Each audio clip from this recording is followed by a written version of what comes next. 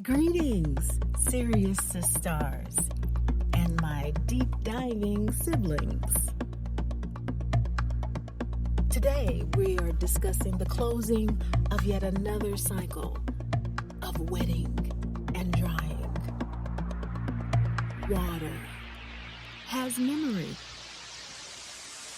Artificial intelligence runs on water. The serpent and the electric eel activated. The return of survival wisdom with water serving as explosive deterrent, cooling operations, and waste purification. The release of what has been rejected, revised, and recalibrated through the collective conscious field. Water, what we and the planet are most made of, and the galactic melanin that materialized us into form. Remember the wetting and the drying cycles. Welcome back to the Womb Envy Project. If you've been following our trajectory through our latest audio essays, Zoologic, The Great Hiding, and the Sibyl's Ancient Sacerdotal Record, then you know we are not here to give you another New Age fairy tale. We are here to read the Cosmic Ledger. Most of what the alternative stream calls spiritual awakening or extraterrestrial disclosure is actually the absolute height of zoologic. It's a horizontal, circular prison. We're recording this in 2026, and right now the sidereal Saturn-Neptune conjunction in Pisces is doing something that hasn't happened in our entire macro epoch.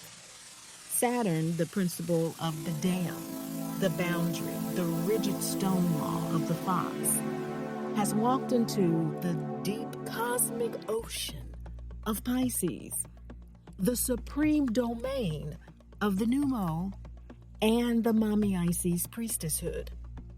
And the dam is liquefying. This episode is the field guide for the ultimate clock turn. We are mapping the chronological descent of the Mayat current, tracing how the original matriarchal confederation hid the vertical frequency across massive planetary bridges to protect it from the fox's encroachment. And we are pointing the lens directly at the fast approaching window of July 17th through the 19th, 2026. The Sigi Tolo, the cosmic Sirius Sun conjunction, where the Sun Mother returns to claim the loom. Pour your water. Ground your feet. Let's dismantle the machine. To understand where we are sitting in July 2026, we have to look back before linear time was even conceived. In our last episode, we exposed the Sibyl's ancient sacerdotal record, proving that humanity did not crawl out of a single primitive mudhole in East Africa 6,000 years ago. Humanity emerged globally, simultaneously, at key geodetic resonance nodes across the planet. And the original law of this planet was the liquid law. It was the era of Mu and Lemuria. This wasn't a lost continent of pacifist hippies. It was a highly advanced, non-linear biological network centered in the Pacific Basin. The Hawaii currents. The technology wasn't external machinery. It was the Wale Wale, the primordial conscious bioplasma. The original instructions of the Supreme Creator Amma were woven directly into the high melanin, high neurology, mitochondrial DNA of the matriarchal lineages. This is what we call womb logic, the pristine, double-sexed blueprint of perfect cosmic balance held by the pneumo, the luminous twins, and amphibious masters of the water, the spirit, emerging again in our popular media and movies with messages from the merging realm. These amphibious masters of the water descended from the Sirius star system, a relatively young binary system only about 200 to 300 million years old, positioned on the Orion arm of the Milky Way. Sirius is so bright, it's been a focal point of human culture and astronomical significance for millennia. Ancient Kemet famously used the heliacal rising of Sirius, the point it first becomes visible just before dawn in July, to predict the annual flooding of the Nile. Though it is a full 8.6 light years away from Earth, the Dogon of West Africa were familiar with Sirius and its solar transit called Sigi Tolo, thousands of years before the invention of the telescope. About 2 seconds ago, if that, in deep time. So, from the Mommy Ices POV, history is not linear. It is a series of solar tides.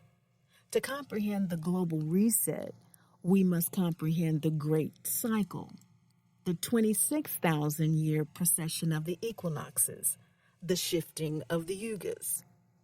We are witnessing a desperate final attempt by the warden to extend his lease on a collapsing prison, a zoo in chaos. The current global shift is the literal closing of the Dark Age, the Kali Yuga, the Iron Age of the Jackal, and the rapid, violent return of the original Black African solar mother. If you tuned into our last transmission, the Sibyl's ancient sacerdotal record, you know we laid bare the receipts. We went into the deep, dark soil of the Kemetan antiquity to exhume what has been buried. Our inherent, unyielding spiritual jurisprudence during the melanin regression. The melanin regression of the last 6,342 years since the solar mother went into hiding. In the Great Hiding podcast, I shared that as the stone law began to harden the Nile Valley, the liquid law did what water does best. It found a way. It found a new path. It moved whenever climate, conquest, or compression threatened the body. It moved to the high ground, the caves, and the deep wells. We, the biological root race, are the embodiment of the law. In this great cycle tide, we have the High Age, the Satya Yuga. This is when the planet was 100% melanin saturation. It was the age of the direct solar armor, of the soot, of the carbon conductivity. That manifestation into form, perfect form for Earth's environment. liquid law dominance, the solar mother's presence, in harmony, in resonance. From the Satya Yuga was the descent into the younger Dryas. This was the flash freeze, or the first drying. This is where we see the melanin regression. We see the veil forming. We see the mother having to express through the confines of the stone law. And from that time to this, the reemergence, the 2026 shift, where we have the Saturn-Neptune conjunction, the veil breaking, and the return of the solar mother, we see that this reemergence is expressing itself. And we ask, how did the intrusion of the experimental zoo race succeed in formatting the planet with zoo logic? How did this happen? What physical and cosmic mechanisms of the separation were created and repurposed to set the present current? Their status in relation to the bloodline, and why is it so rapidly and unceremoniously deteriorating? Well, to fill in these blanks, we have to shred the false linear historical timeline that claims civilization crept out of the mud 6,000 to 9,000 years ago with the genetic engineering of the 15 percenters. The unaligned, fragmented lineages created during the dry encroachment era of 7,000 BCE to 5,000 BCE. But before proceeding, alignment with the technical definitions that distinguish survival wisdom, how we survive this, from the academic history is necessary. Okay. So the resources that we're drawing from and the associated cost for assessing this archive, as with all educational material, Chamba should be aware, and those are these Sirius SiStars, my deep diving Sibyl-ings. We have to be aware of the basic entry points and wisdom access fees for this level of specialized knowledge. This, even in today's technological water world, is something that requires a certain breadth of Amma, Mayat, Mami Isis, Sibyl-ing awareness. So, the reading, watching, and listening list for this episode is Conversations with Ogotameli, the blind hunter and respected spiritual leader, the Hogon of the Dogon in Mali. He transmitted the primary traditional Dogon mythology, cosmology, and symbolic astronomy to the Western world. And this is recorded by the French anthropologist Marcel Griot. And so you want to look that up. It was published in 1948 under Dieu d'eau, the god of water, which is now called Conversations with Ogotameli. He gave the definitions of the creator, the supreme creator deity Amma, the meaning of the universe forming from a single seed or cosmic egg, the Nomo, the primordial ancestral spirits, the twins that descended into the experimentations. They are water spirits, and they created life.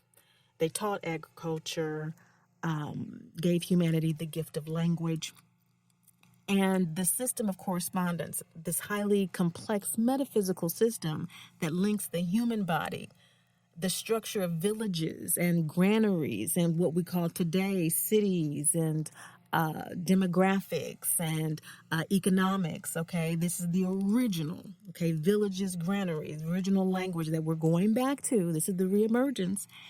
The connection to the stars and to this unified field, this living cosmos. We were taught this, the root race. And this is why so much of this is being downloaded to us now so rapidly. You want to also look at Shannon Dory's work, which I mentioned on the Great Mother Speaks YouTube channel. If you don't already know, the Great Mother Speaks YouTube channel goes into this deep time history, and the Womb Envy Project YouTube channel takes off on many of these womb logic themes. So you want to also have Vivian Hunter Hendrew's narrated trilogy that I did on the Great Mother Speaks channel. It's a foundational audio visual archive. It's about 4 to 6 hours. That's free. You want to purchase about $25 to $30, $40, these books. You want to have your own copies of these books. That was done in order to support those of us who are clairaudient, such as myself.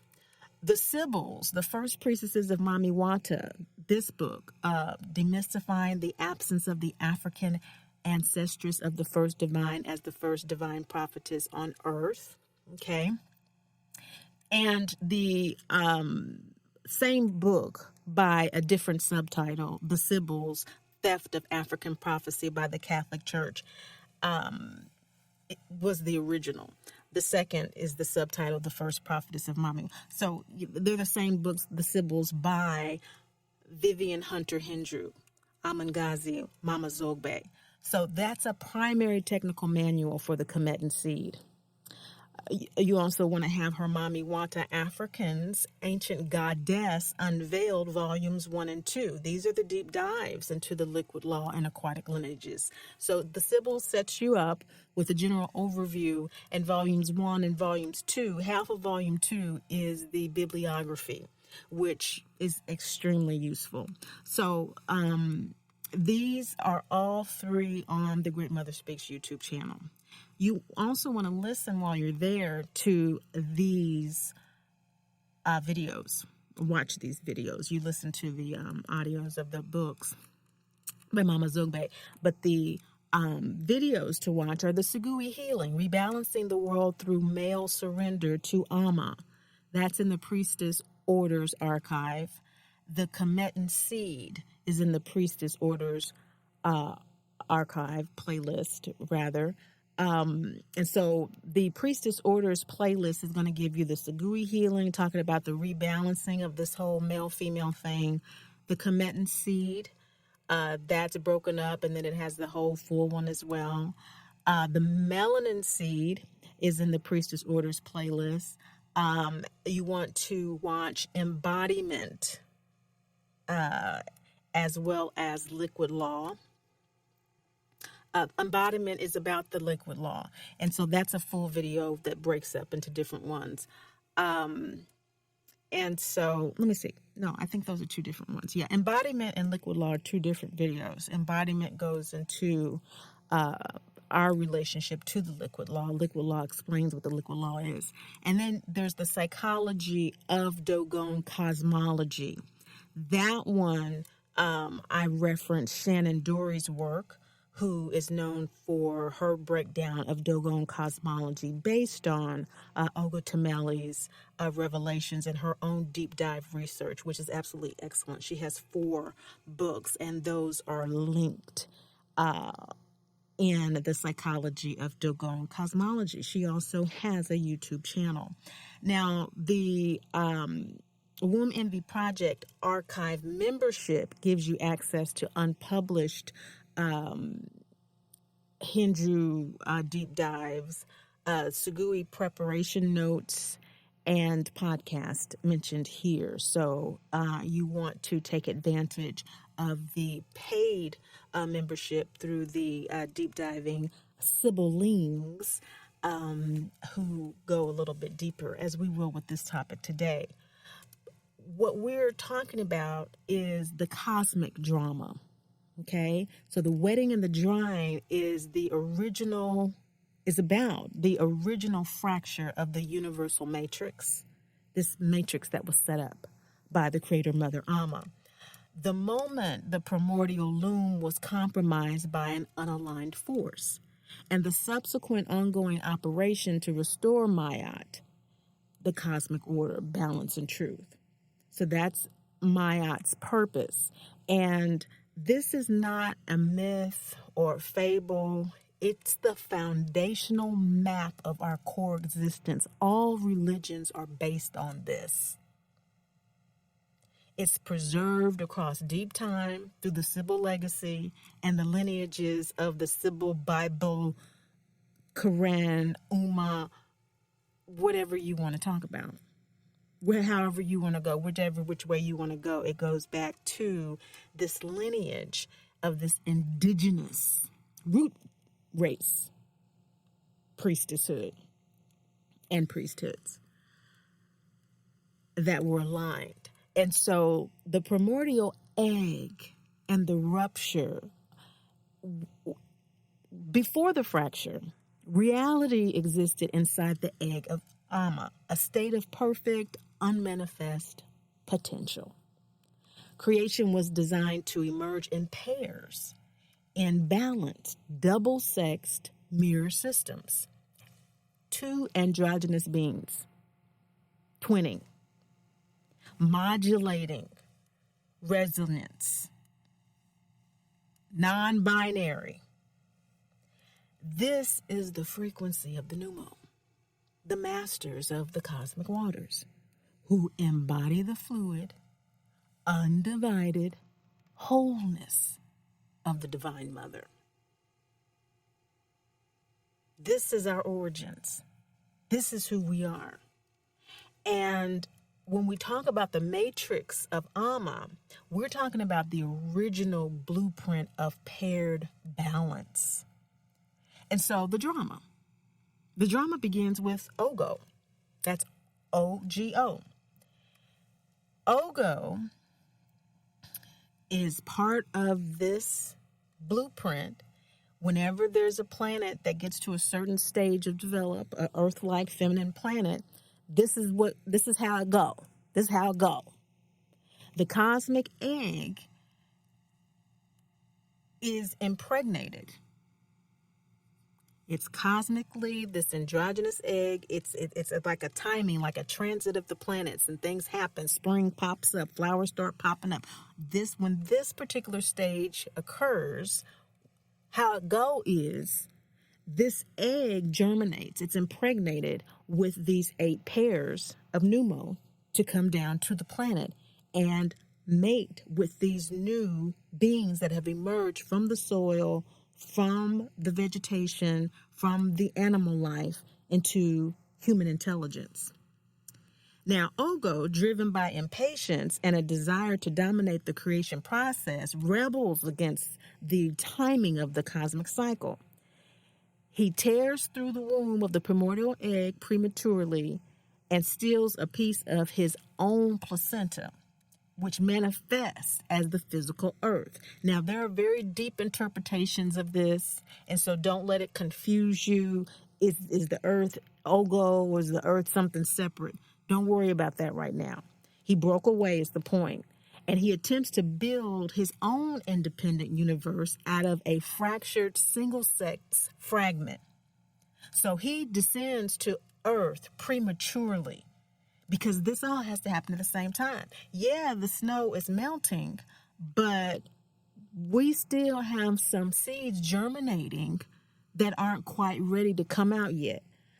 And so we need a few more days of sun. We need a few more days of mother sun. And in this case, 60 years is the typical time. Well, anyway, because he acted in isolation without his divine counterpart, Ogo's creation was fundamentally flawed from inception. He introduced the frequencies of lack, entropy, and leakage into the material realm.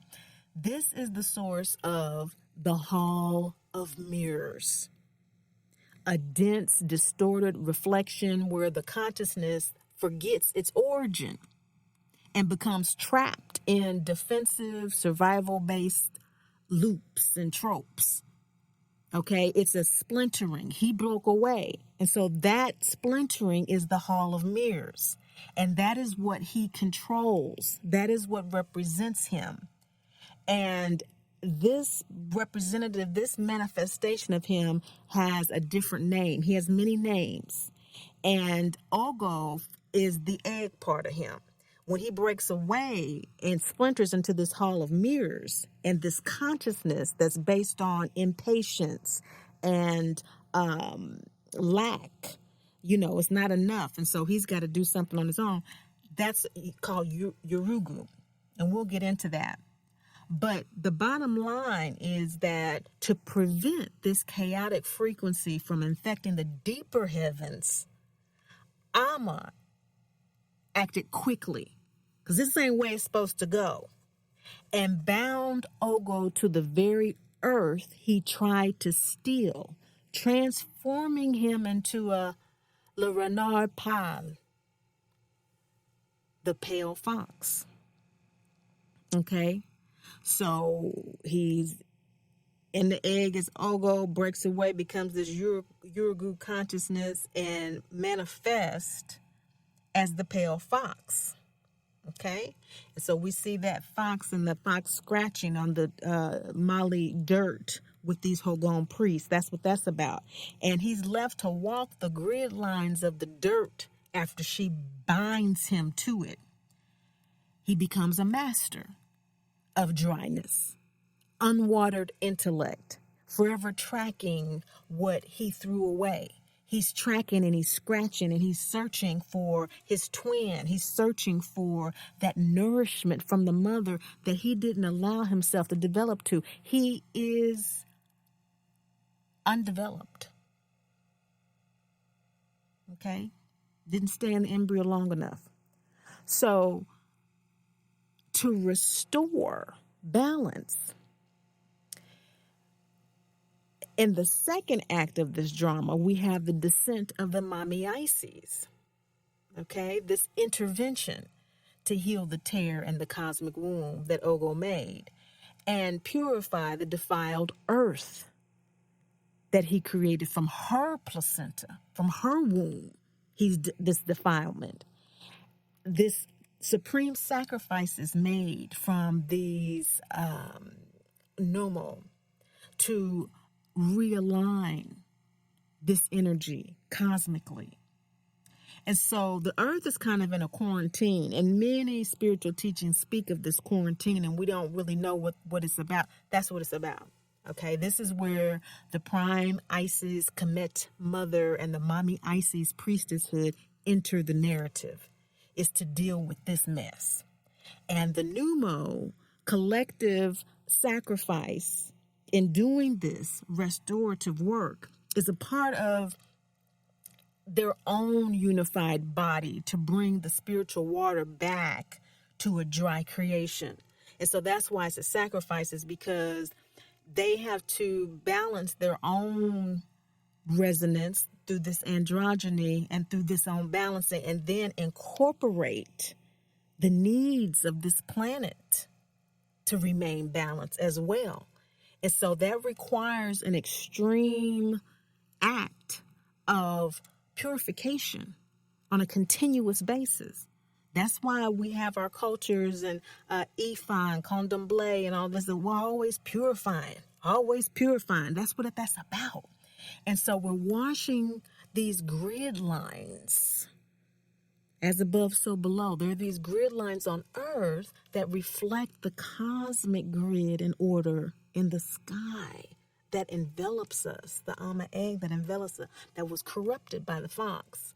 Now, within the sovereign framework of the Amma, Mayat, Mami Isis, Sibyl, survival wisdom, liquid law, this is not a set of written rules, statutes, or even moral codes. That's why you have every manner and every way of spiritual practice addressing this. Liquid law is the primal, conscious, and multidimensional biological blueprint of creation. It's the blueprint that we have been left with, that we have inherited as a result of this fall This is the real fall. This is the premature fall of Ogo.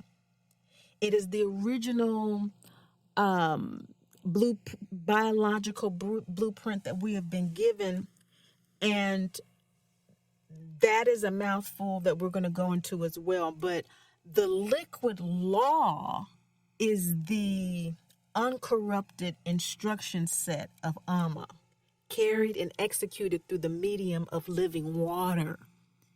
And so this is a vibrational frequency thing, that cellular bioplasma, the wale, and the high neurology, high melanin mitochondrial DNA of the matriarchal lineages. And so this is who we are. This is why we're so sensitive and why we're so connected. This is in our blood, this living medium. The way our living water activates is very different.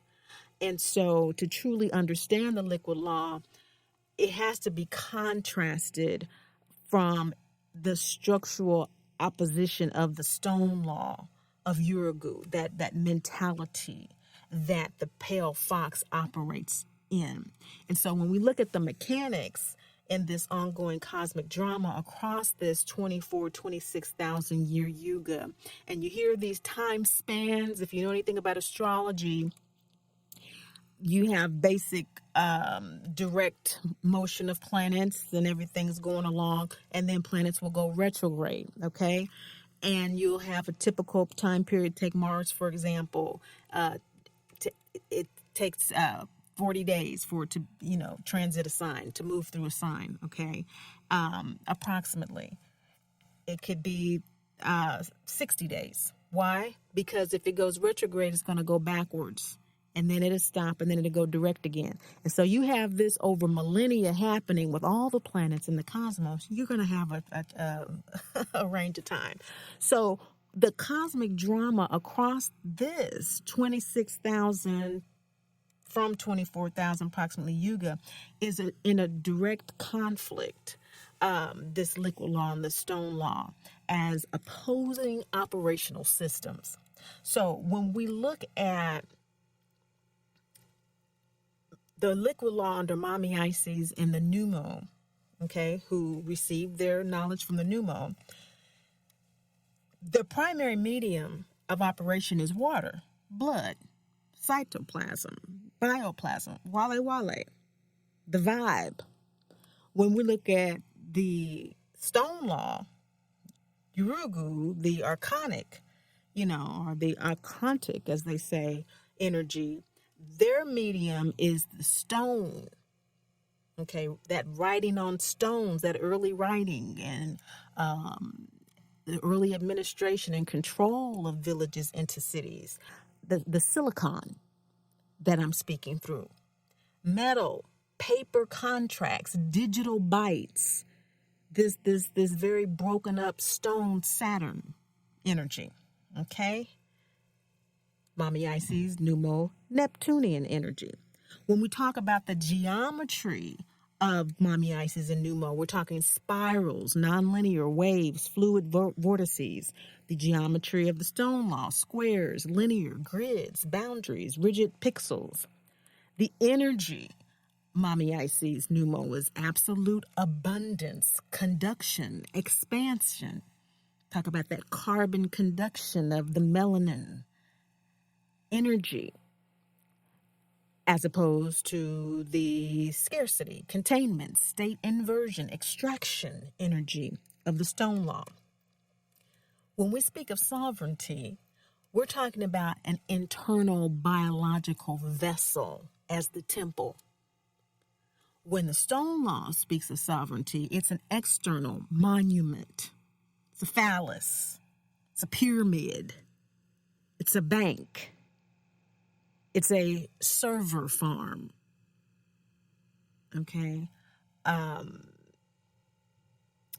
So you have how all of that stored into memory is manifested.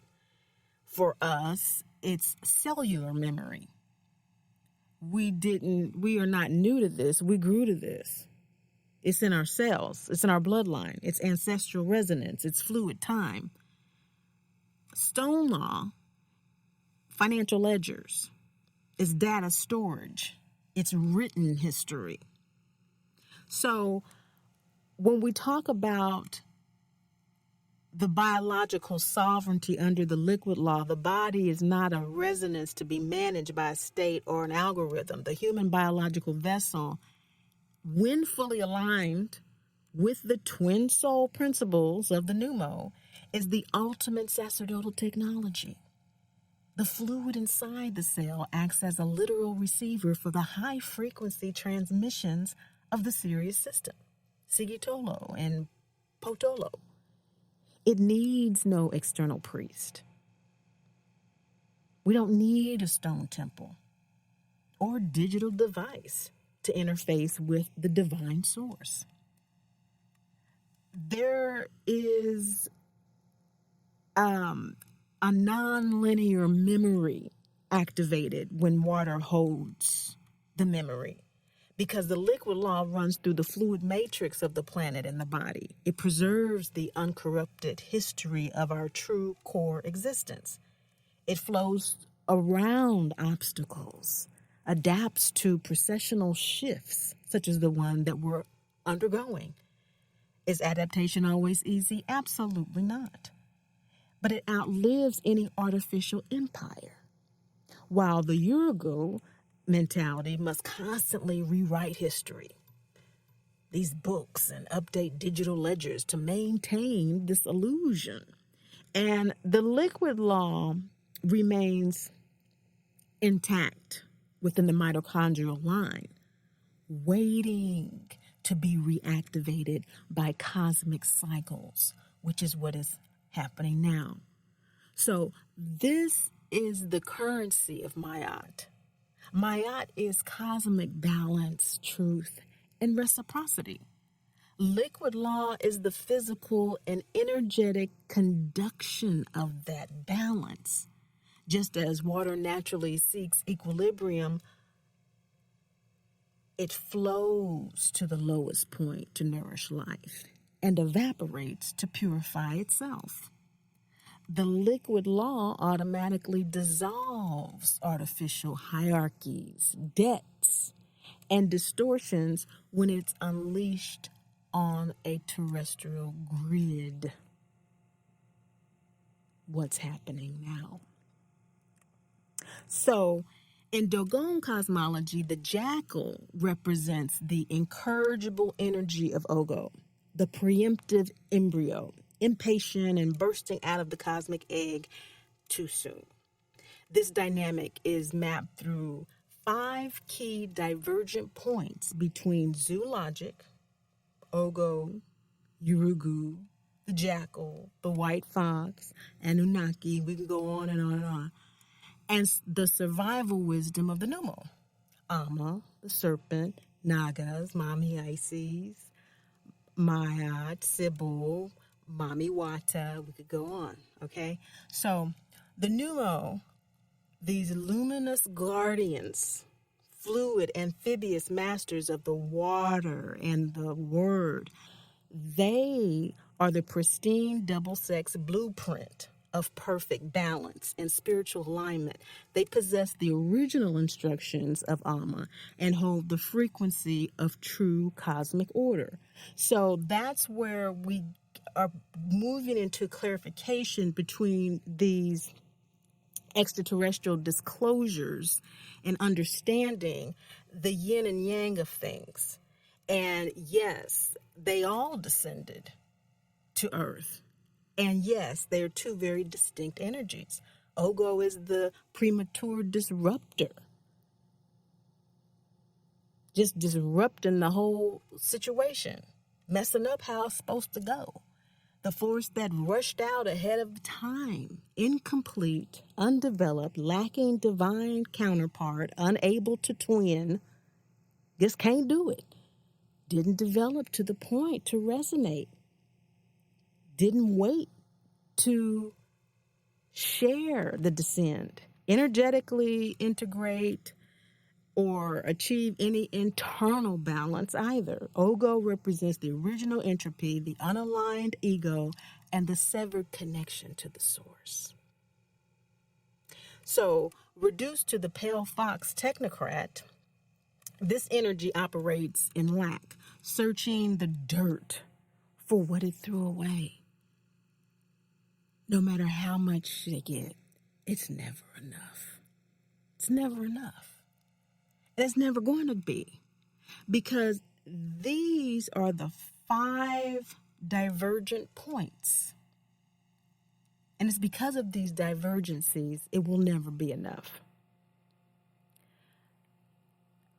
The pneumo are described as the monitors, the watchers, in the sense that they arrived at the precise moment of neurological maturity of the planet's root race, so that they could observe its natural response to this feminine water planet, okay, and its optimal adaptive intelligence as soon as that bloomed and was primed to align with the fluidity and fecundity of its amphibious nature.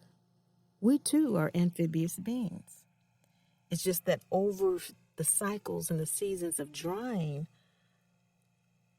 our abilities in water have become limited.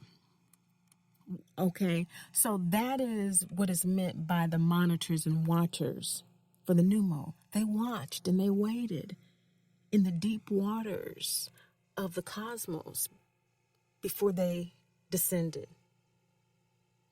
They waited for that first seed to show its head to the sun, that it was ready, While the Ogos preceding and premature Earth arrival initiated planetary warfare and violent subjugation of the evolving hominid species.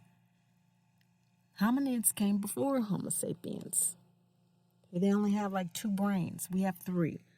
And this evolving hominid species, they subjugated them through the first genetic experimentations on the planet. That's where we get the creation of all these different types of animals and stuff, and early people with 1 and 2 brains, So this type of monitor and this type of watching energy is the energy of the jackal, Urgal, manifested through the fox, this technocrat that now has been operating. So as the teachers and instructors, the second one, pneumo instilled knowledge about the symbiotic relationship between nature and universal law by demonstrating how liquid law reflects cosmic law. They demonstrated that. They taught us how to watch and how to see, how to observe nature, and what would happen when we did certain things. The elements of fire, earth, air, and water, operating as amphibious beings, they demonstrated the knowledge and taught us about the symbiotic, how these elements work together within us, as us. While Ogo manipulated through violence and sorcery that instilled ignorance of both natural and universal laws, to fear it, and to be suspicious of liquid law. You might die, you might this, you might always get that little voice in the back, and it sustains it through a determined, continuous repetition of this negativity. Now, the third distinction that we want to make, a divergent point from the monitors to the teachers and instructors, as guides and spiritual guardians, Nomo emerged as the first transmitters of language, mathematics, and astronomy by teaching the observance of biological and natural cycles, seasons, planetary transits, in the context of self-responsibility, reliance, respect, and divine principles of free will. Whereas Ogo encroached upon Amma's Mami Isis priestesshood and bided their time through millennia, lurking to attain a rudimentary grasp of their sacerdotal power until through pure persistence and desperation they usurped it, enslaved, and executed the priestesshood. We are the descendants of those who were enslaved and imprisoned. We are the segment of the diaspora, specifically African American, and Mama Zogbe goes into this when she talks about the Chamba in Volume 2, that we are the reason there's such a high standard of spirituality. We established the whole, we taught them how to worship their own God. And that's a whole nother podcast. But Ogo extracted our life. We have been a battery for Ogo, okay? Just the bottom line. And he has used us, our bloodline, as a battery, our lineage, and simultaneously branded us pagans. And so these have been means of extracting our energy psychologically, emotionally, spiritually, and physically, so that we cannot focus on the balancing work we manifested and we cyclically manifest to do. But this is changing. Lastly, the fifth divergent point, as guides and spiritual guardians, we see the difference, this fear-mongering as opposed to the pneumo teaching, the language, the mathematics, the astronomy, all of these things that are reemerging in terms of the importance of understanding how biology works. And everyone's so interested in actually how the body works, natural cycles and planetary transits. This is the original how it's supposed to go. It's how we're supposed to be. Finally, as masters of water, the pneumo nurtured the root race's amphibious development by introducing the first maritime networks and agricultural codes that built the cradle of civilization. So how we were to not only swim amongst each other, but were to build sailing edifices in order to travel along these relay points on the planet as they reflected the sky. This was very important in terms of free will expression, as well as communication between the Mami Isis matriarchal confederacy, another podcast. So while as masters of water, the pneumo help develop the root race through our own free will and our own intentions, our own desires to expand beyond our locale when we've been traveling this planet since we got here. Ogo doggedly and dementedly drives and deduces humanity to prey. Subjects, parishioners, prisoners, consumers, commodities, for life extraction through colonization, calcification, control, categorization, objectification, dehydration. Got to pay for water. The planet is mostly water. Make it make sense. Well, we don't have to anymore. Because as we look at the flow of these eras, liquid law versus stone law, this 26,000 year yuga that is currently closing, and the alternation between these battlefields the fluid, intuitive matrix of the mother and the rigid, artificial architecture of the fox.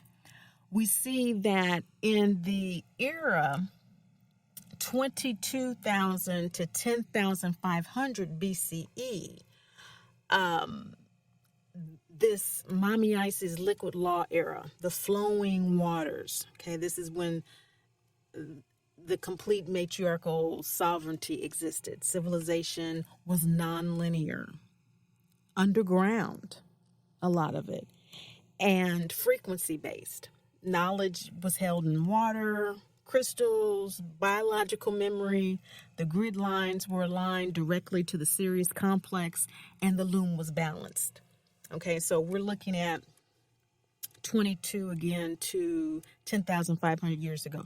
That's the height of the Mami Isis liquid law. And then we see 10,500 to 7,000 BCE, the precessional shift. So the shift that is occurring is within this 6,000 year shifting. And we're seeing that the jackal encroachment, this great freezing, is happening as the cosmic clock shifts the age of, from the age of Leo to Virgo. This transition, Urugu triggers a structural trauma, the systematic drying up of the global waters. Cataclysmic floods followed by extreme aridification. The jackal begins setting up the liquid law. Now, this is also during the time that many believe that the moon was shifted into this orbit. Another conversation. But that encroachment is marked by a cataclysmic flood. And this flood is never hardly discussed, except for geologists will refer to this flood. It came right on the back because 700 BC, 500 BC, there's this stone law period of extraction where the grid becomes really rigid. And it becomes rigid because Urugu cements his artificial matrix. This is the window where the 15 percenters are engineered in the zoo. Lineages carrying a fragmented, single-sexed, hyper-intellectualized consciousness. And the liquid law is suppressed. The fluid currents of the earth are locked down beneath massive, heavy stone monuments. Okay, so all these points of coordination that were established during the matriarchal nonlinear phase and the grid lines being aligned are now usurped, and heavy, massive buildings are built on top of them, such as the Vatican. And this happened all over the world. These heavy churches and all of that are built on these points and designed to segment, track, and tax the earth, its people. So instead of the liquid law flowing, the liquidity becomes this invented metal coin. And so when we're looking at this, and there's a deeper dive into this timeline, but we're talking basically about just the nature of the manifestation of this alternating battlefield. That's kind of how you would generally see it. Now, 2026 to 2029, this Sigi period is the expiration of the stone law. So we're talking about this alternating wetting and dryness cycle. The reason the 7,000 BCE to 5,000 BCE, I'm sorry, I said 700, 7,000 BCE to 5,000 BCE, excuse me. But that still holds for the Vatican because that was in another drying cycle. And this window in particular, it's championed by modern Western academic institutions as the birth of civilization because it marks the birth of their civilization, the birth of zoo logic, the start of Uruguay's unilateral artificial control grid. So they deliberately cut out the 23,000 BCE Grimaldi wave because it proves that advanced spiritual technology, mathematical weaving, and absolute sovereignty belong entirely to the original African matriarchal current. So yes, I'm talking Grimaldi, those early stone carvings of big butt women with nothing but some black women, because that's how we look today. And why were we there? We were there the same reason we were in Libya after the unification of Kemet, the same reason we were there after the invasion of Manoah. We have been moving, preserving the liquid throughout these cycles, these drying cycles of encroachment. And so the 2026 to 2029 reset marks the hard conclusion of this 24-year yuga of the Stone Law. The Stone Law, as we talk about on the Womb Envy channel, that very rigid, patriarchal, artificial grid of extraction, amnesia, linear time loops, has run out of geometric space. Okay, so it has filled the grid.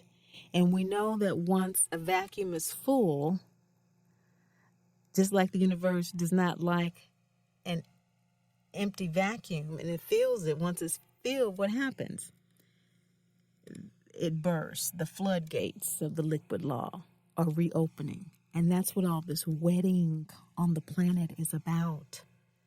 The vertical frequency of the pneumo is saturating the telluric lines, the relay points, the gates, liquefying the dry dust of the fox and forcing the original blueprint back into active execution.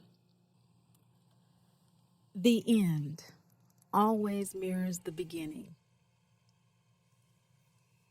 The end always mirrors the beginning.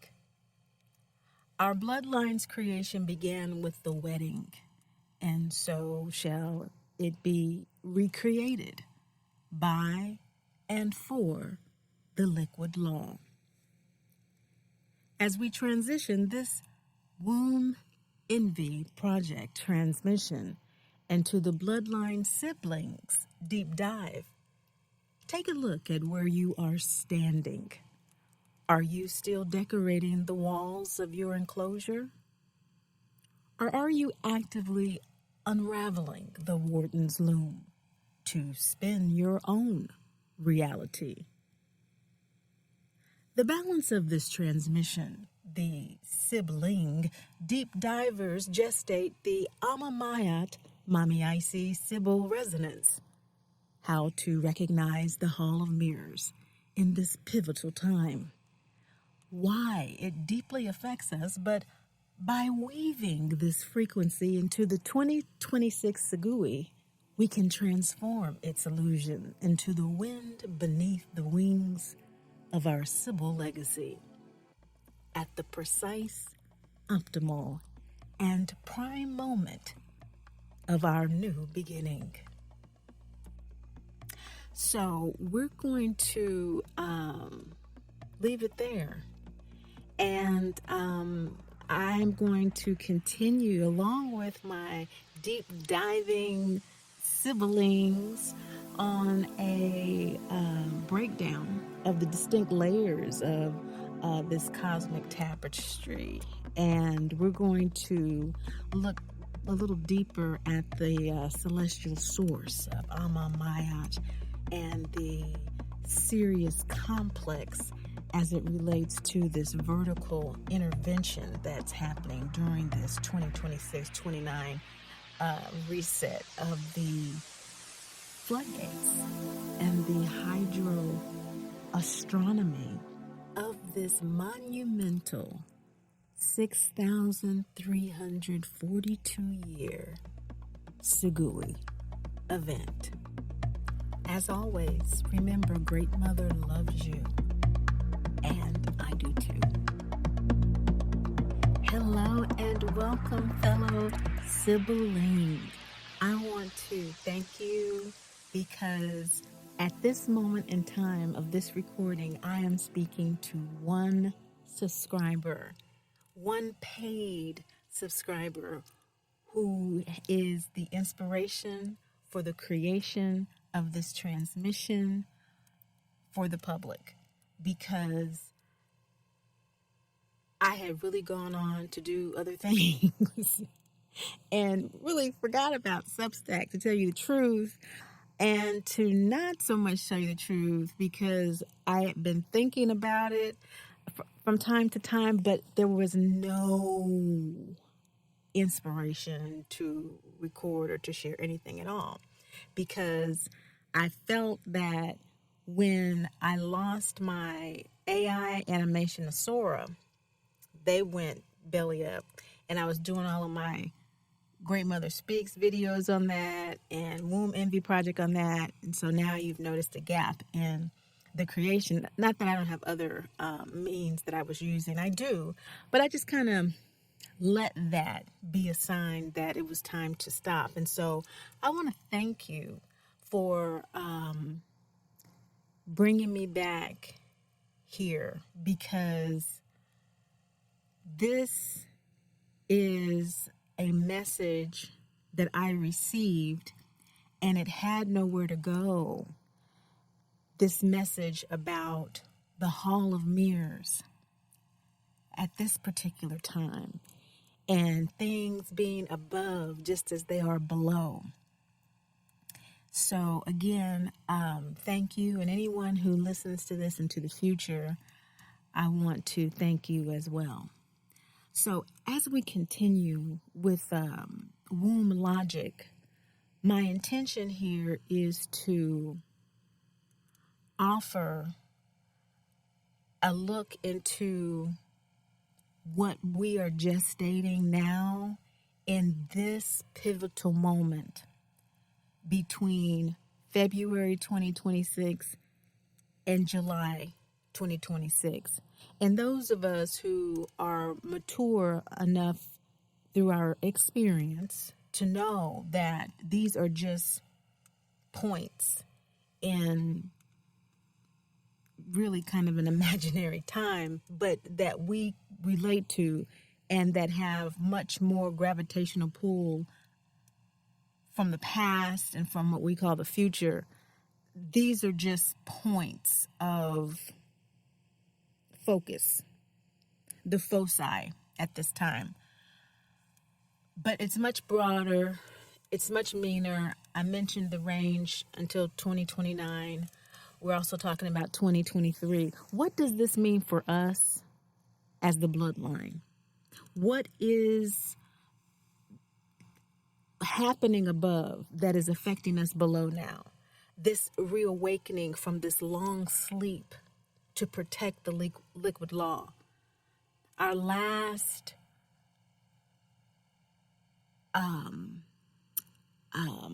movement away from the Fox encroachment was not to another physical locale, but it was into our safest, most internal space. And so we have been asleep.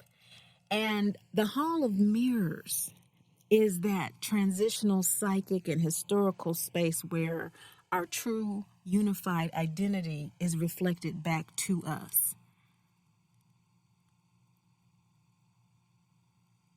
Let me hold you. Let me just hold you here in this suspended reflective space. I know the popular phrase is, I'm not going to hold you. But let me hold you. Let me hold you here.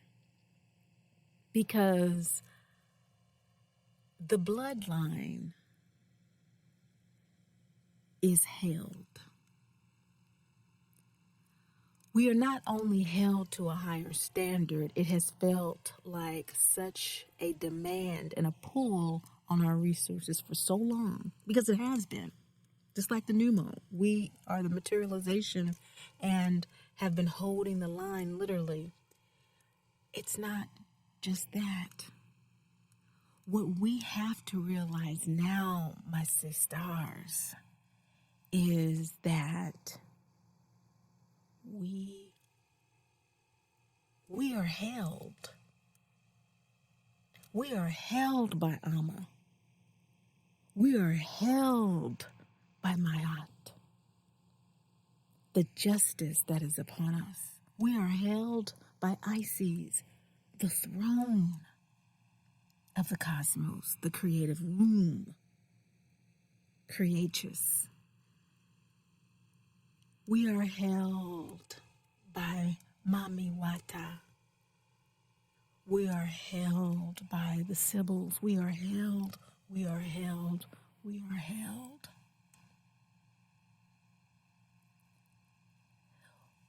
The Hall of Mirrors, this water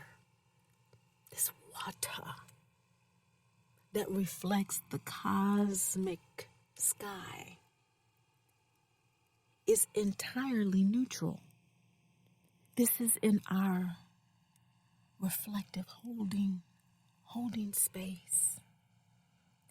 And those videos talking about the priestesses and how we lived in the underground chambers that we filled with water, and they're excavating these chambers all around ancient Kemet now, and throughout Mesopotamia, throughout what we call India now, and China. These chambers were lined up to grids. We held the line, and we are held in these neutral energetic spaces. And so being aware of this in our own bodies, being aware of this infinite expanse, this reflective, neutral agency, is really and truly what we need.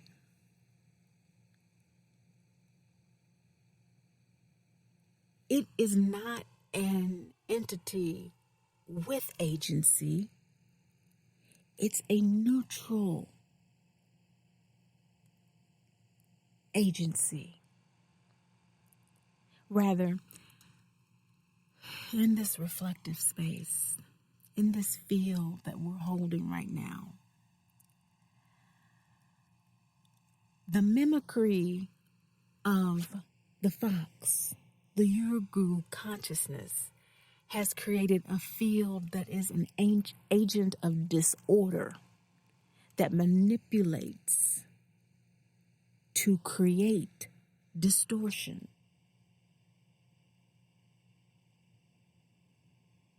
We meditate to imbibe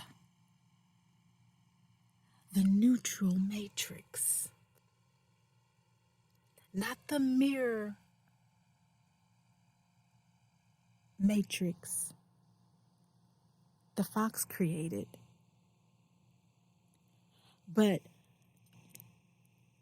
we want to hold ourselves here because the great rupture, the fall of Ogo, and then our own fall into this oblivion, the fracture that we've experienced.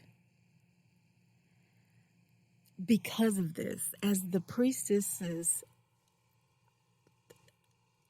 power was absorbed by empire,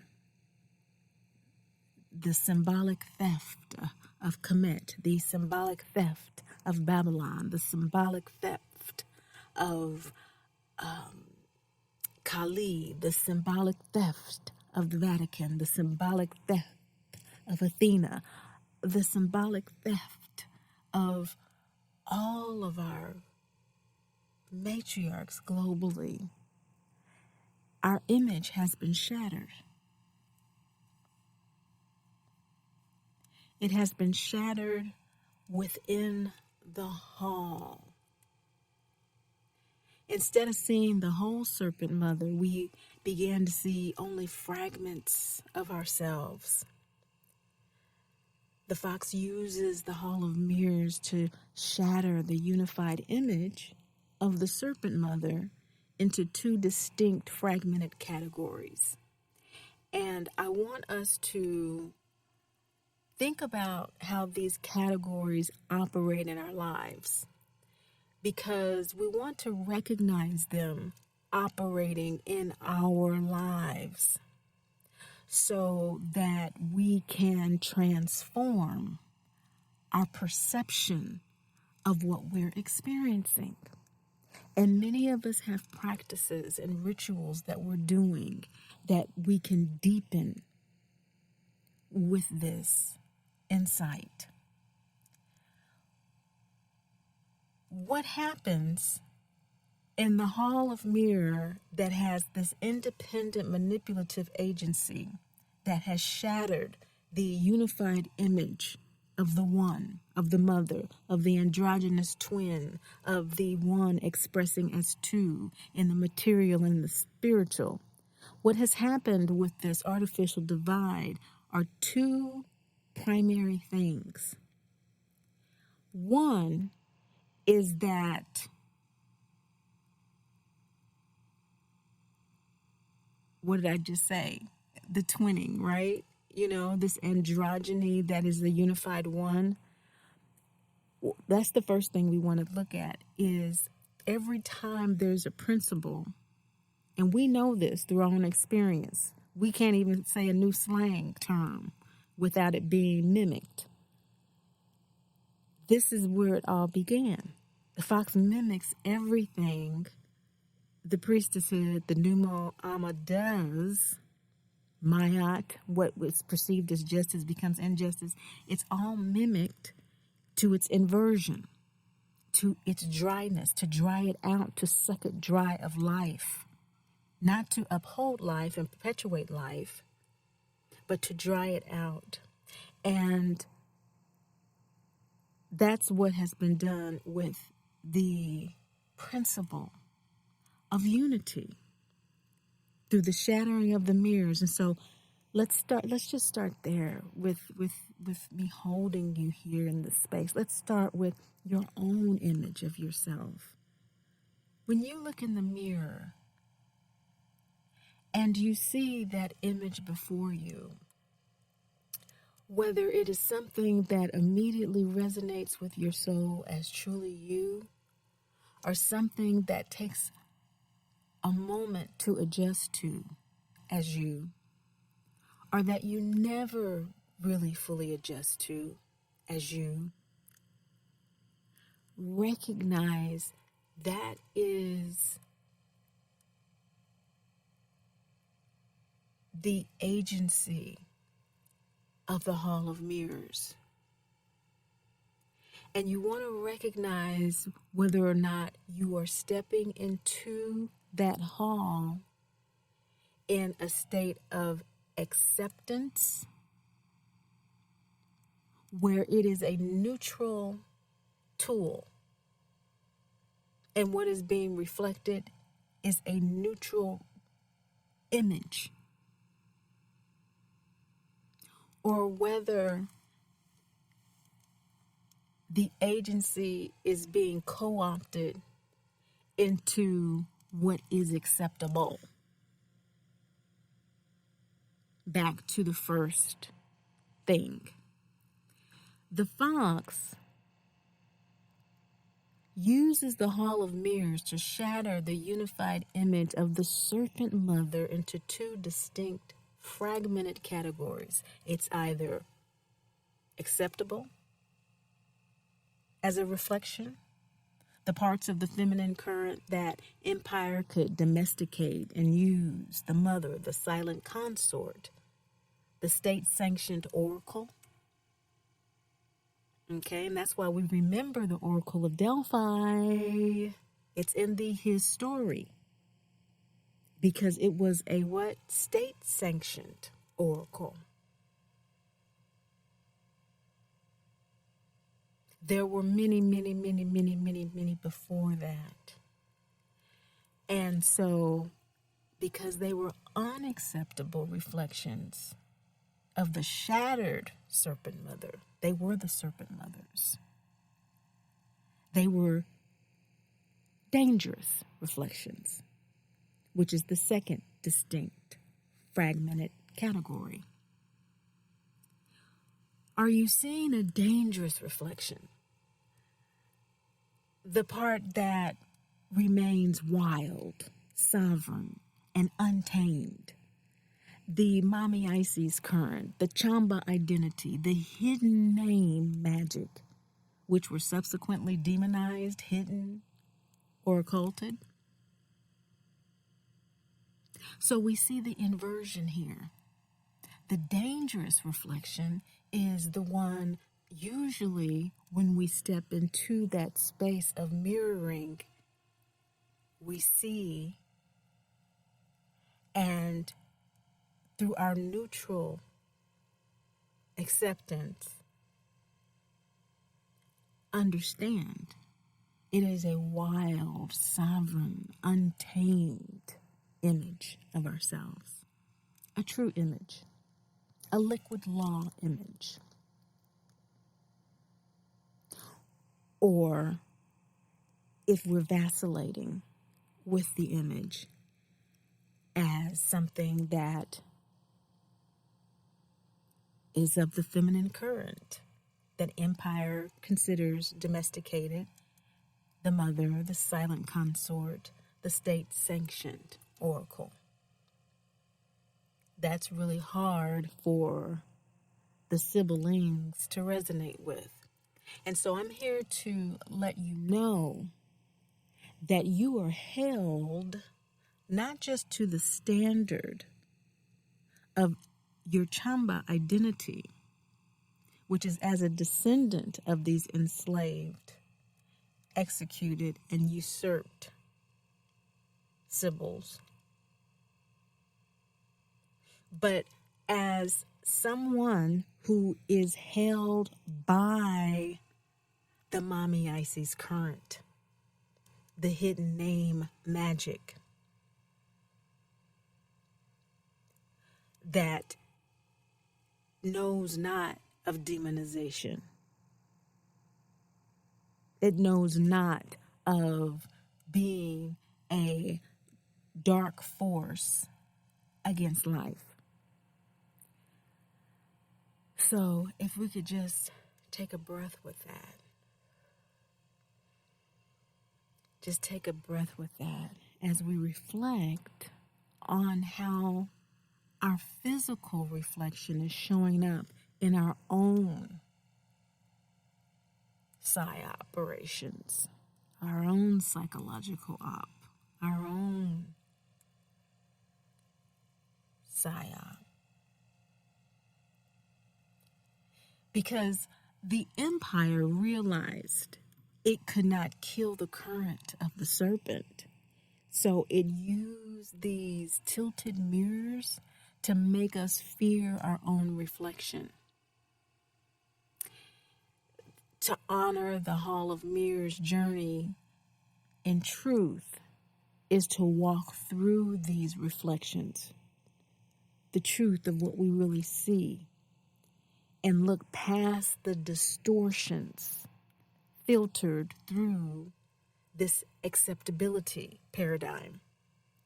Acknowledge the fragmentation and reclaim the scattered pieces from it in order to restore the original whole image of the Sibyl that existed before the mirrors were even tilted. This is why you must claim your Chamba identity with the absolute enthusiasm of a daughter returning home. The Mommy Isis priestesshood demands that we honor our waters, our emotions, our sovereign fury, our deep-seated knowing. These are not liabilities. Yes, are they dangerous to others? Yes. But they are acceptable to us because they are our navigation system through the Hall of Mirrors. Our true emotions, what we truly see and feel, not what has been filtered through the manipulated entity of neutrality, but the true, unadulterated, neutral law within us. Now, there have been many cycles of wetting and drying. We've heard about the Atlantean. We opened up a bit with the Lemurian and the Mu. These are all relevant as relay points of the grid, of the earthly grid. And they all feed into one another like a waterfall from Siberia. The world is being flipped right side up. And so this is going to happen over a relatively short period of time relative to the time that it has been flipped in the other direction. But the flow is from what is called the South. And the Hall of Mirrors is a reflection of the liquid law as a technology. It's a mimicry, this refracted artificial Hall of Mirrors. And so the use of sound and frequency to maintain the loom is the original language taught by the pneumo. The original language was the establishment of how to balance this neutral point as a result of this ogo fracture. That's the first thing that we learned to communicate about as we learned about biology and botany and all of that.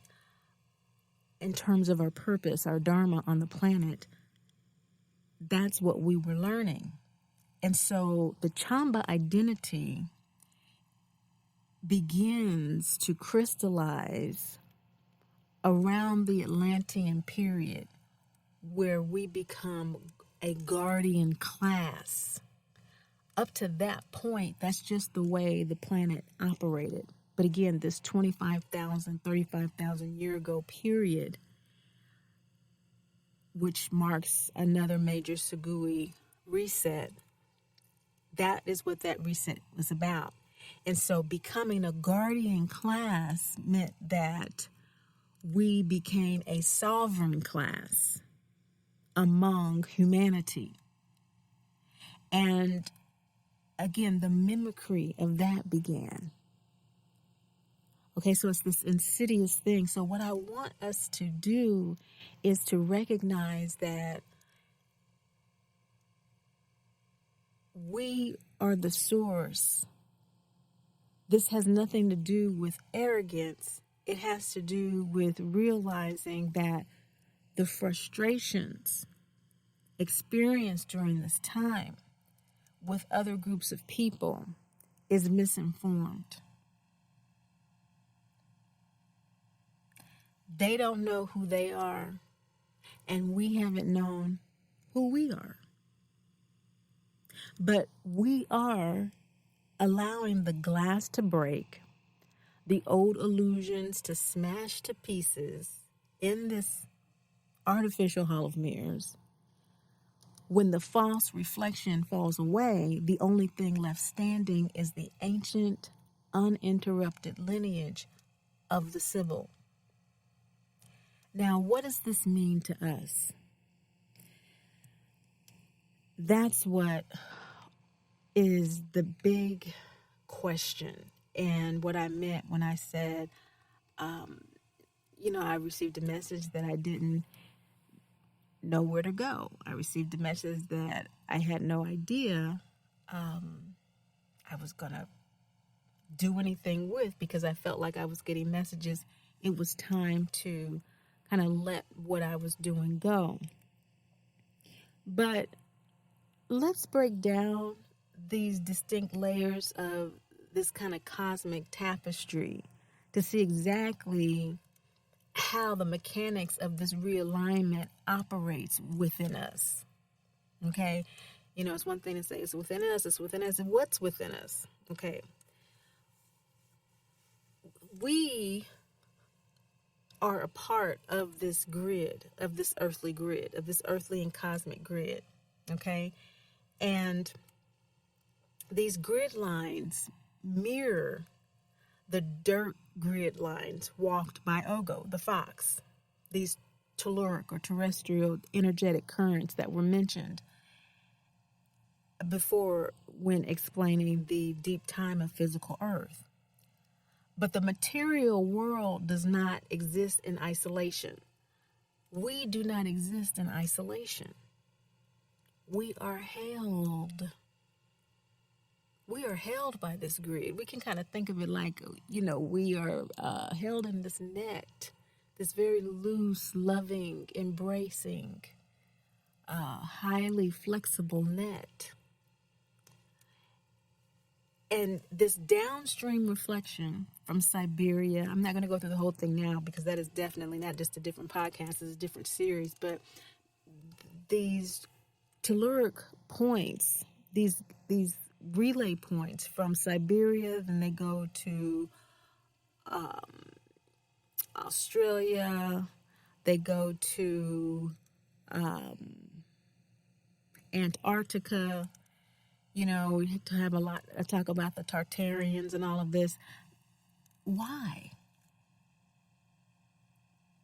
Why were these fox people there? Why were these huge people there that had mated with people and created these huge people and these weird human centaurs and all this kind of stuff? Not human, but half human, half animal. What is all of this about? It's about taking over these points that the pneumo taught us were the points of the weave, the latches and the loops, the energetic currents of the physical earth. And because we don't exist in isolation, we exist in this downstream flow. And from there, Antarctica goes to Hawaii and Lemuria and all of that. These dances and chants and instruments that we play that hold these vibrations, these ancient edifices that we built of stone and all of this through our sound, through our chant, this seismic frequency. That's the cosmic mirror. That's the cosmic mirror. That's the unified mirror. And these earthly ley lines, which we are of, we emerged from them as the pneumo mated with Homo sapiens. And so that's why it's our bloodline, literally. They're designed to mirror the celestial grid of Sigi Tolo, Sirius A, and Potolo, Sirius B, in its uncorrupted state. The Earth's grid acts as a pristine receiver, a localized energetic map that matches the geometric balance laws of the deeper heavens, Mayat. So all of this is coordinated.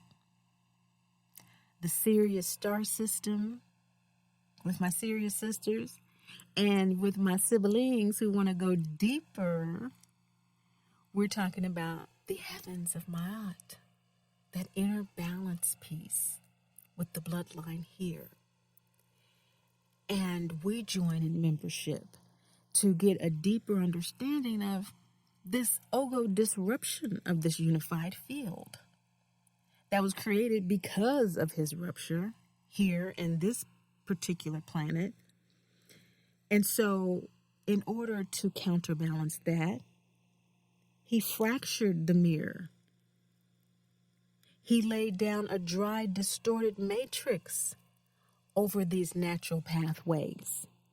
He weaponized the Earth's grid, this field, into a closed loop system based on linear time, a 1.5 variance of the zodiac, which explains the difference between sidereal and Hellenistic astrology, predatory survival, and hyper-intellectualized lack, the advertising profession. So this inverted grid keeps human consciousness trapped in the dust, scanning the horizontal plane, can never look up, always looking down. Never look up. There's never anything really positive or inspiring unless it's a manipulation, a mimicry of the priestesshood in order to pull you back into the plane of material reality instead of plugging back vertically, looking up into the celestial source. This game of wetting and drying. It's exhausting, isn't it? That's why so many of us, just before it became, something you didn't have a choice, so many of us just, left the game, just walked away from the table of these careers and these promises and this and whatever. I know I did in my early 30s. I just left. I just walked away. And the priestesshood, as the restorative proxy, needs to realize our assessment of the situation has been exact. And you have known that, but because of this incessant and insidious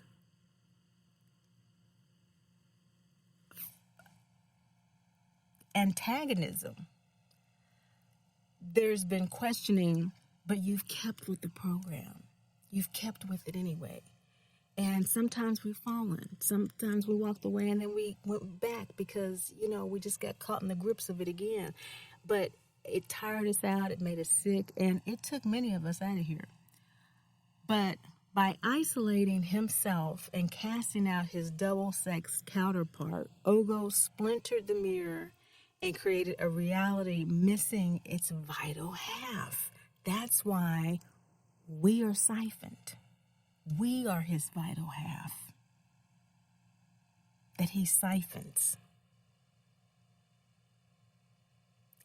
Many of us are coming to this realization, and that's why we have the awareness that we have and that we're here sharing the two or more that are here right now in the Mommy Isis priestesshood, reborn in our Sibyl legacy, our last visible confederation, and living as proxies for that missing divine counterpart within ourselves that has made us so tired, has made us so hungry. But because Ogo cannot or will not realign himself, the priestesshood steps into the breach for survival in his world, as opposed to the survival wisdom that we embody, this fluid, high vibrational frequency of the cosmic waters, the pneumo blueprint, to inject balance directly back into the dry, rigid system, consciously, instead of being siphoned. We can choose how we do that. We are the ones who hold the missing half of the equation, making them uniquely reliant upon us, and us uniquely capable of overriding the Fox's solo script. So this is the message that I received. And that's why I was kind of able to walk away from this, because I was like, okay, I'm good. But, you know, I always wanted to share a message, but no one wanted to hear all these years anything that I wanted to share along my path of growing. Not really. And I have another channel on here, Substack and YouTube, Mama Drama Trauma, about healing that. You know, that's what we have to do before we can even have the capacity to absorb this information in the way it's intended. So the divine division of labor here, it's all divine. We got to know that. And this Sigi that's happening now versus the threading. So this threading of this matrix, this deep Mayat, and this Sirius star system from which we emerged, having to work as proxies to keep this balance. And looking at the Sigi relationship between the cyclical rites of men and the fluid interventions of the priestesshood is a masterclass in cosmic counterbalancing, because it's always about our free will. The Nomo arrived when that had been captured by the cosmic snapshot that these humans had arrived on this planet.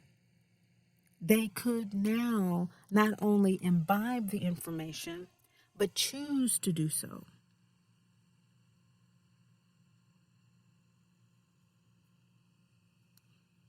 Destiny and free will are very important. And so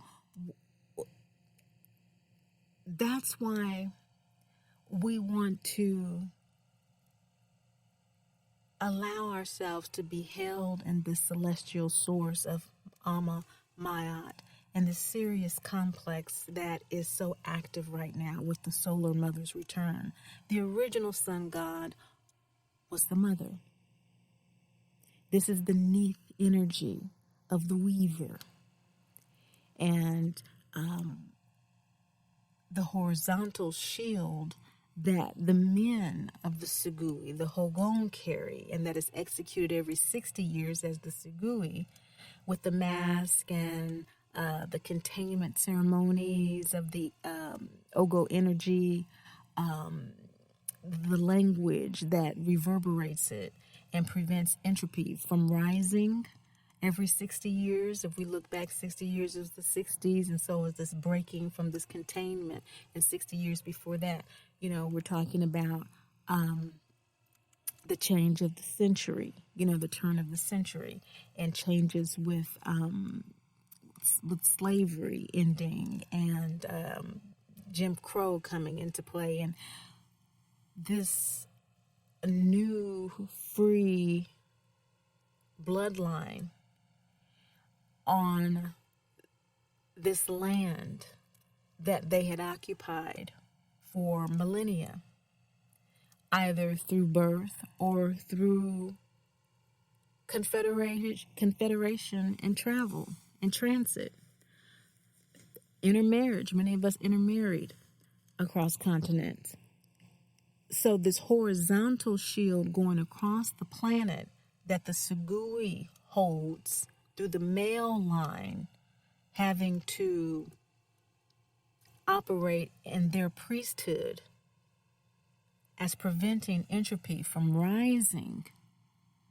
The Mami Isis Sibyl line is that vertical thread. And so we have the wolf and the loop again, that cosmic happening with the Sigi down on the earth. We were the continuous and have been that fluid intervention that has made sure that we survived through slavery, and the civil rights movement had the leadership that it needed behind the scenes, washing the grid lines with water we have done in our rituals around the world. And these places, Hawaii, Antarctica, Siberia, Asia, all of our sisters, through the Mediterranean, all of our chants, all of our ancient rituals that recall the original human memory, it's all being reawakened on this earthly grid through this purified anchoring underway in what is called the Sugui, this horizontal shield time. This is the 60 years after the Sugui, but this is also the 6,342-year period right now that is marking the Saturn-Neptune conjunction that is the Great Sugui. Okay, that is a reset, and we went back through that earlier in this podcast. So I want to just go ahead and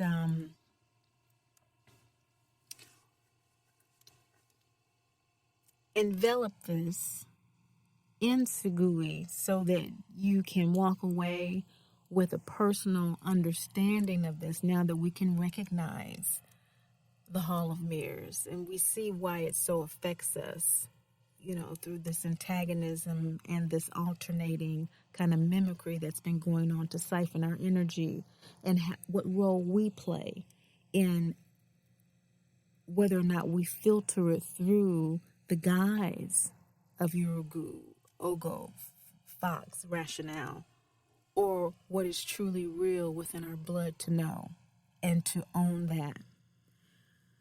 We can see that this Sugui, performed by men every 60 years, and it will be performed this year actually in Mali, is a massive generational cycle of containment and physical anchoring. By carving the great mask and speaking the secret Sugui soul language, they create a heavy ritualized barrier on earth. This is, if you go onto Instagram or TikTok and you just start keying in indigenous rituals and celebrations, they are going on. You hear me? I have something on the Womb Envy Project TikToks about all this going on in South America and Brazil with this Mami Wata is off the chain. Its primary purpose is containment. It is processing, these rituals are processing generational weight of death and decay, keeping the chaotic entropic frequencies of the physical realm bound tightly so they cannot leak upward and infect or compromise the pristine deeper heavens. And so, yes, we are quarantined, and we as the priestesses are keeping all of this muck down here, is what we're doing through our purification practices. The number one purification practice is how we are holding our sacerdotal space, how we are holding our reflection unfiltered. Because the threading that is the vertical intervention, while the Sugui is acting as the structural defense, okay?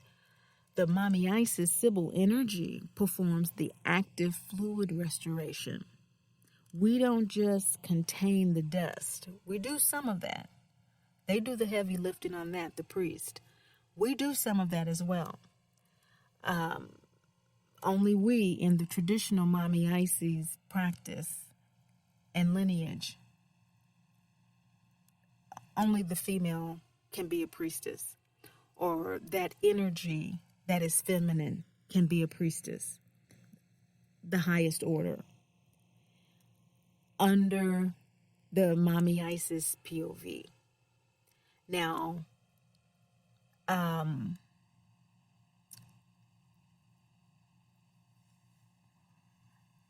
that's because we don't just contain the dust, we clear it. We thread the matrix. The priesthood brings down the uncorrupted frequencies. We are receivers, okay? So we bring down the uncorrupted frequencies of the celestial waters to wash the telluric lines clean, even though they have been compromised, even though our stewardship and sovereignty over them has been usurped, even though these great edifices have been built over them. We wash these telluric lines clean. This direct infusion, this direct infusion of these uncorrupted frequencies breaks the amnesia of the Fox's grid. That's why all of this is being downloaded to us right now, dissolving the distortions of the Hall of Mirrors so human memory can snap back into alignment with the source. So this cosmic maintenance is operating on a vast, overlapping astronomical wheel. This 60-year Sigi cycle is nested inside a much grander clock, as we've seen, the great precessional and orbital alignments of the Sirius system that dictate the rise and fall of the entire world epochs, which we're in the midst of yet another one. And these epochal shifts and alignments continue for as long as consciousness remains anchored in a dense physical matrix that requires active manual regulation to prevent decay from overtaking the design. So this is major resetting that's happening in this 26-29 wedding era. We're currently sitting directly inside the critical window. And historically, astronomically, the turn of this specific cycle, marked by the upcoming Sigi alignment window, signifies a major convergence where the cosmic loom is radically reset. There are resets and then there are resets. The reality of the reset is not a magical, passive erasure of the dry dust, but rather a forced opening of the floodgates. Okay? There will be floodgates opening during the 2026-29 window. The dense regulatory weight of Tolo, Series B, shifts its positioning, sending a massive, uncorrupted frequency wave straight down the cosmic thread. For the Fox's dry systems, this is an existential crisis. This is why we have to be clear with what we're holding, and we must be aware that we are being held. Because this existential crisis that the Fox is going through with their illusions, inverted mirrors, control architectures, beginning to crack under the pressure of absolute truth, is something that if you're still filtering your life through that, is going to crack that on down too, as we see. Now, for the priestesshood, this window is the ultimate mandate to execute with enthusiasm. The dry dust loses its power because the grid lines are being completely overwhelmed by the celestial waters. We've done what we could, generation after generation after generation, for millennia. And now the clock, the precise moment is here that the flood waters will be coming down from Siberia. That's why the world is going to flip, not because it has to physically flip. Siberia is already on top. It's just that the world's narrative has been inverted. And that's what is going to be realigned through the opening, forced opening of the floodgates. So it's in the moment where the script changes from holding the line to actively claiming the sovereign territory. The loom is set. The threads are live. And we don't have anything to do or to be or to prove but to ourselves. You know? We really, really don't. Let the glass break. Let the old illusion smash to pieces in the Hall of Mirrors.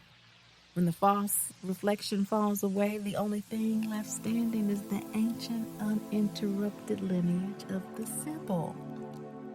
The original temples were built on the sovereignty of the womb, the cosmic mother, and the unyielding authority of her priestesses.